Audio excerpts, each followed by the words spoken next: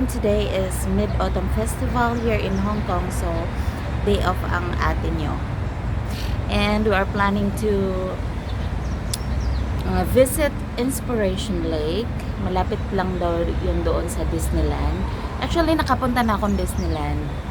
Pero hindi ko pa napuntahan yung Inspiration Lake, which is 15 minutes walk lang daw doon. So, this time, pupuntahan namin ang friend ko and hahanapin namin kung saan yon dahil sinearch lang namin sa yung bus na sasakyan namin. So, join me as I explore the Inspiration Lake today.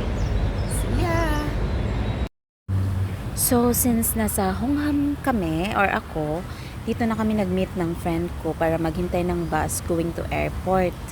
So, ang bus number namin ay 822 and then mag-interchange na lang kami sa Lantau bus interchange at mag-ride na lang kami ng bus R8 going to Disneyland. Actually, Disneyland bus terminal talaga yung last stop ng R8 pero nag-stop na kami sa Inspiration Lake kasi Inspiration Lake naman talaga yung sadya namin. And thanks to my friend Gracie dahil napaka Girl Scout talaga at namili na ng mga foods na dadalhin doon dahil alam niyang walang mapagbilhan. At ate na nga, drop na kami sa Lantau bus.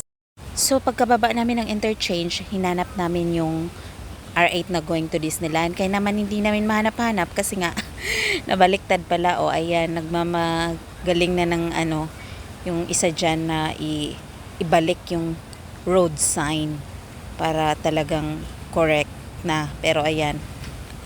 And here we are. Nakababa na kami ng R8 dito sa my Inspiration Lake. So andito na tayo ngayon sa Inspiration Lake na ang tawag dito, may taon pa gani. Hanapin pa namin kung nasaan. See you around!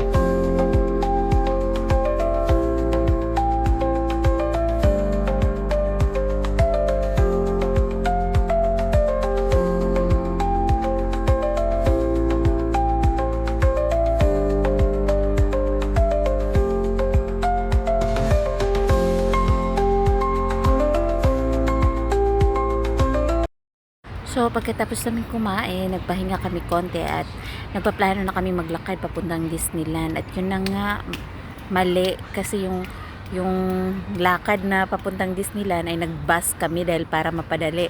Yun pala, bumalik kami sa Lantaw Bus Interchange uli. Kaya, ayun, nag-bus na naman and here we are. Dumating na sa Disneyland for the second time, pero this time hindi kami pumasok. Hanggang entrance lang kami dahil ang mahal talaga ng ticket sa Disneyland. The first time I went here was 2023. So free kasi ako ng ticket noon, kaya why not?